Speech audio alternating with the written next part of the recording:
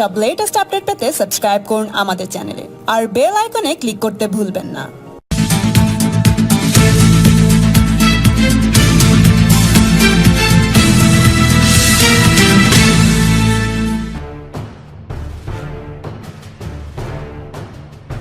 রাজ্যে বিজেপিকে আসতে সাহায্য করেছে তৃণমূল, এখন তার ফল ভোগ করছে রাজ্যবাসী। রামের এই দেশে এখন রাবণের তাণ্ডব শুরু করেছে বিজেপি। বুধবার কলকাতার রামলীলা ময়দানে এক সভা থেকে এভাবেই বিজেপি ও তৃণমূলকে নিশানা করলেন অধীর চৌধুরী। কংগ্রেস নেতা এদিন বলেন, বিজেপি চায় সমাজে যত সাম্প্রদায়িক মেরুকরণ হবে ততই তাদের লাভ, আর সেটাই হচ্ছে। এরা চাইছে ধর্মের নামে সমাজকে ভাঙতে। সম্প্রতি এক পীরের দরগায় গিয়েছিলাম, সেখানে প্রার্থনা করলাম, আমরা মানুষ, আমাদের মানুষ করে রাখুন, দেশে শান্তি বজায় রাখুন। রামের এই দেশে রাবণ তাণ্ডব করছে, এদের থেকে দেশকে বাঁচান। স্বাধীনতা লড়াইয়ের কথা টেনে অধীর চৌধুরী বলেন, ব্রিটিশরা আমাদের দেশ শাসনের জন্য ধর্মের নামে সমাজকে ভেঙেছিল।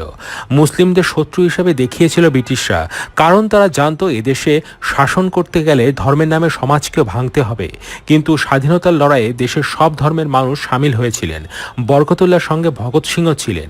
খান আব্দুল গাফফার খানের 95 বছরের মধ্যে 45 বছর কেটেছে জেলে।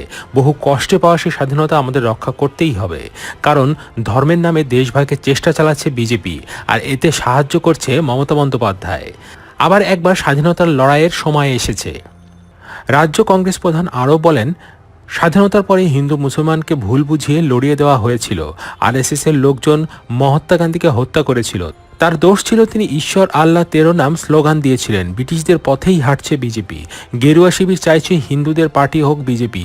সাধারণ মানুষকে ভুল বোঝানোর জন্য যা করতে হয় তাই তারা করছে। অধীর চৌধুরী আরও বলেন, একসময় বাংলার সঙ্গে বিজেপির কোনো পরিচয় ছিল না। বিজেপির সঙ্গে জোট করেছিলেন মমতা। তার দাবি ছিল বিজেপিতে বহু দেশভক্ত রয়েছে। বিজেপি রাজ্যে পা রেখেছিল, ধীরে ধীরে তার শিকড় চালিয়েছে। গত 10 বছরে কংগ্রেস ও বামেদের উপরে অত্যাচার চালিয়েছে তৃণমূল। এর ফল ভালো হবে না, আমরা আগেই তা বলেছিলাম। ধীরে ধীরে ধর্মনিরপেক্ষ শক্তি দুর্বল হয়েছে। অন্যদিকে তৃণমূলও সুকৌশলে বিজেপির রাস্তায় হেঁটেছে। কেউ বলেনি মুসলিমদের ইমাম ভাতা দিতে হবে। মুসলিমরা গরিব হতে পারে, তারা ভিখারি নয়। রাজ্যে তাদের যে ওয়াকফ সম্পত্তি রয়েছে তা ঠিকমতো ব্যবহার করা যায়, তাহলে কয়েক হাজার কোটি টাকা আয় হতে পারে। দেখুন রামলীলা ময়দান থেকে আর কি বলেছেন অধীর চৌধুরী। अपना जेब में 15 लाख रुपया होगी, अगर मोदी जी को सत्ता में लाया जाए तो किसने कहा था? ये वादा किसने किया था? नरेंद्र मोदी जी ने। 2014 साल के चुनाव में विदेश से सारे काले धन वापस लाएंगे और 100 दिन के अंदर ये सारे काला धन हिंदुस्तान के आम लोगों के अंदर बांट दिया जाएगा। कुछ हुआ आप लोगों को? 15 लाख की बात छोड़ दीजिए, 15 पैसा मिला किसी को? नहीं मिला। लेकिन चुनाव तो पार हो गए, चुनाव की नैया निकाल चुके हैं। सत्ता पे आने के बाद क्या ऐलान किया कि हिंदुस्तानियों भाइयों ने मैं एक बड़ा कदम उठाने जा रहे हैं। ये क्रांतिकारी कदम साबित होगी, क्योंकि 500,000 रुपया के नोट हम ताला लगा रहे हैं, नोटबंदी कर रहे हैं। जिनके पास अभी भी काले धन मौजूद है घर में, जिनके घर में तिजोरी में काले पैसा मौजूद कर रखे हैं, वो रईस आदमियों ने और बच नहीं पाएंगे। मैं सारे काले धन निकल के रखूंगा। 500,000 रुपया के नोट हिंदुस्तान में बंदी कर दिया गया। नतीजा क्या निकला? सिर्फ करोड़ों की तादाद में लोगों को नौकरी चली गई, क्योंकि नकदी में ज्यादा कारोबार होते थे उस समय, आज भी होते हैं। करोड़ों की तादाद की लोगों को नौकरी चली गई। बैंक में कतार में खड़ा होकर के अपना पैसा निकालने का समय 100 लोगों की जान चली गई। और हिंदुस्तान की जो माली हालत, वो माली हालत चरमरा गई। ये नतीजा हम सबको दिखा, ये नतीजा हम सब ने देखा। उसके बाद क्या आया? दूसरे क्रांतिकारी कदम मोदी जी के भाषण के मुताबिक जीएसटी। मोदी जी ये कहा था कि हम और एक क्रांतिकारी कदम उठाने जा रहे हैं, जिसका नाम है जीएसटी। ये आने से हिंदुस्तान की कोने कोने में विकास फैला जाएगा। हिंदुस्तान की तरक्की की रफ्त और तेज रफ्तार आगे निकल के चलेगा। परिणाम क्या हुआ? जीएसटी की कलकत्ता के लोग, आप लोग जरूर छोटे मोटे उद्योग में शामिल है। जीएसटी के चलते आप लोगों को कितना मुसीबतों का सामना करना पड़ा, ये हमसे आप लोगों की ज्यादा जानकारी है। उसके बाद क्या हुआ? उसके बाद यह हुआ कि अचानक हिंदुस्तान के लोगों को यह कहा गया कि कोरोना के मुकाबला में हमें सारे हिंदुस्तान लॉकडाउन करना पड़ेगा। सिर्फ 4 घंटे की मोहलत दिया गया था, सारे हिंदुस्तान लॉकडाउन। क्या देखा नजारा? लॉकडाउन के बाद हमें नजारा क्या देखा? लाखों की तादाद में लोग जहां जहां गए थे काम के लिए, धंधा के लिए, रोटी रोजी कमाने के लिए, और वो गरीब लोग, उसमें हमारी बंगाल की लाखों की तादाद में लोग शामिल थे। डर की मारे बचने के लिए जी जान कोशिश करते हुए वो अपना घर वापस आने की कवायद शुरू की। चलते चलते 1000 से ज्यादा लोगों की मौत हो गई, क्योंकि सरकार उनकी तरफ मुड़कर नहीं देखा। जेब में पैसा नहीं था, पाए में चप्पल नहीं था, प्यास से, भूख से हजारों की संख्या के लोगों को चलते चलते मौत हो गई। हिंदुस्तान में ये लॉकडाउन के चलते 14 करोड़ नौकरी चली गई। लॉकडाउन की बदौलत 14 लोगों को नौकरी खोना पड़ी। अभी भी हिंदुस्तान की माली हालत नहीं सुधरे, लेकिन सरकार की कोई परवाह है? उनका परवाह नहीं है। किस लिए?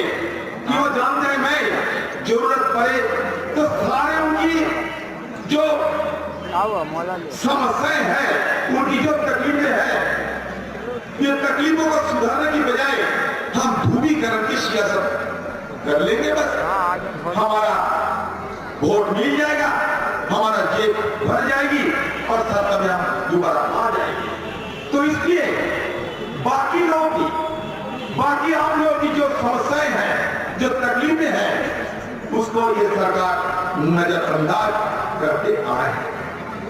ये बड़ी बहादुरी दिखाते हैं हिंदुस्तान के लोगों को कि देखो मैं 56 इंच वाले शख्स है, कितना बहादुर हूं मैं, देखो मैं हिंदुस्तान को संभाल सकते हैं और कोई नहीं सकते।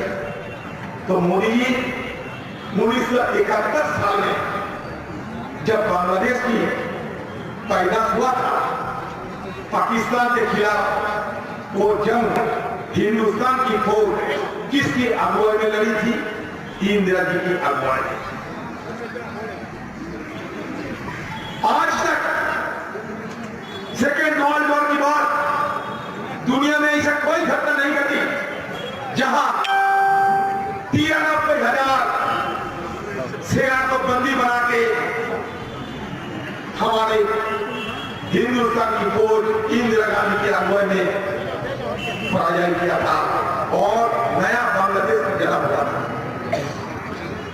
और आज देखिए हमारा चीन, बगल वाले देश चीन, हमारा सरहद में घुसकर 1000 स्क्वायर किलोमीटर की इलाका अपना कब्जे में ले लिया।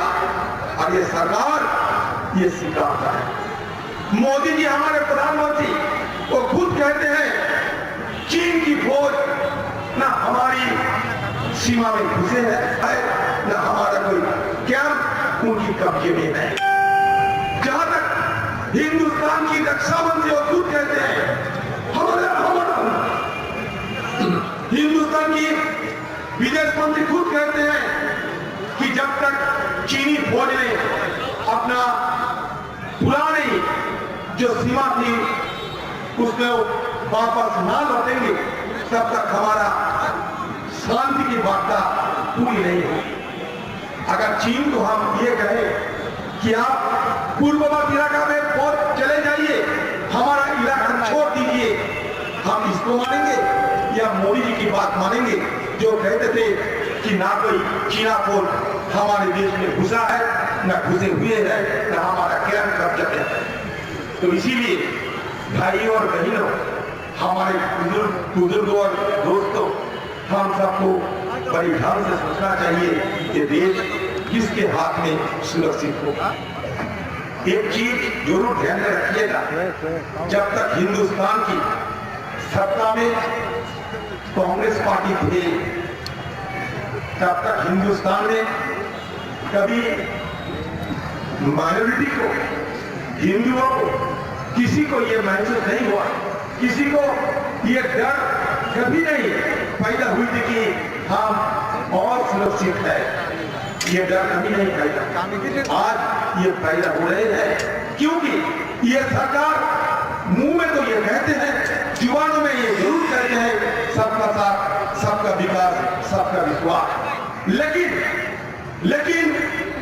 इसकी हर हरकत में ये खुद साबित करते हैं ये सबका विकास के बात यकीन नहीं करते, ये हिंदुस्तान की दरार की बात को यकीन करते हैं, क्योंकि मजहब की बात पे सांप्रदायिक ध्रुवीकरण की राह पकड़ के अगर चले तो हमें सियासी मुनाफा मिलेगा। यही ये सत्तारूढ़ पार्टी बीजेपी का यही मकसद है। इसलिए फिर हम सबको सावधानी बरतना पड़ेगी। मैं बंगाल में जब देखता हूँ तो हर दिन हमारे बंगाल के सीएम साहब की एक हर दिन इनकी बात हम सुनते हैं, लगता है कि बीजेपी के खिलाफ लड़ने वाली जरूर है, ये चाहते हैं इस तरह की साबित करा। हम भी चाहते थे कि आप बीजेपी के खिलाफ सही ढंग से लड़ो, लेकिन साथ साथ उनको याद दिलाते हैं कि इस बंगाल में बीजेपी किसके शरण से अपने पैर जमा था, अपने प्यार रखा था। 1999 में आपको जरा याद दिलाते हैं, हमारे बंगाल में कभी बीजेपी का कोई नाम निशान नहीं थे। बंगाल के लोगों के साथ बीजेपी का कोई रिश्ता नहीं था, चाहे वो हिंदू हो, चाहे वो मुसलमान हो। सबसे पहले बंगाल के नेत्री ममता बनर्जी बीजेपी पार्टी के साथ सियासी चुनावी गठबंधन करके, याद कीजिए चुनावी गठबंधन किसने किया था? चुनावी गठबंधन ममता बनर्जी की थी, किसके साथ? बीजेपी के साथ। क्या कहेगा? ये कहेगा कि बीजेपी पार्टी तो अछूत नहीं है, बीजेपी पार्टी के अंदर बहुत सारे देशप्रेमी है, तो हम इसके साथ क्यों ना गठबंधन करें। उस समय भी हम लोग मना किया था। बीजेपी चुपचाप बंगाल के अंदर अपना पैर रखने में सक्षम हुई थी, बदौलत ममता बनर्जी।